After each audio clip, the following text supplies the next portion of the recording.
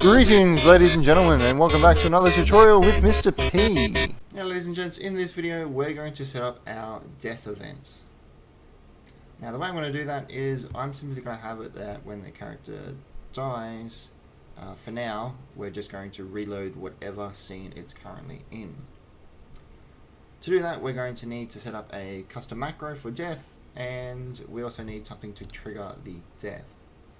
So I'm going to create a new game object, so right click in my hierarchy, create empty, and I'm going to call it fall.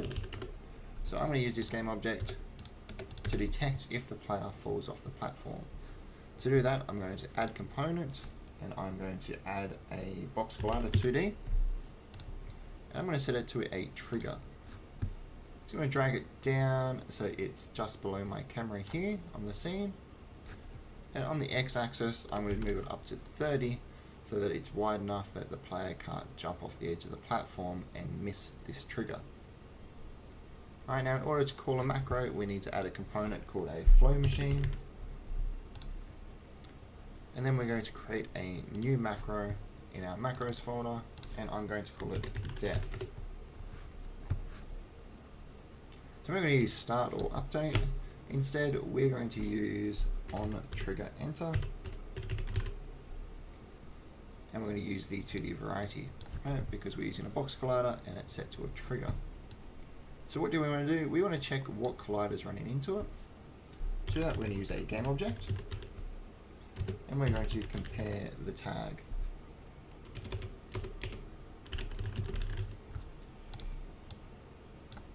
Right, what tag are we going to look for? Well, we want to make sure it's our player, so we're going to check whether it is tagged as player or not. And in order to make sure this is working, we're going to click on our player. We're going to open up our player so we can see the two sprites underneath it. Currently you can see that it is not tagged. So we're going to hold down the shift key to select our player and the two sprites that belong to it. We're going to click on tag, and we're going to set it to player. Right, so now we've done that, if our player jumps off the side, this will read as true. So we're going to set this up to a branch. And if it's true, we want to reload the scene that we're in. So we're going to go to our scene manager.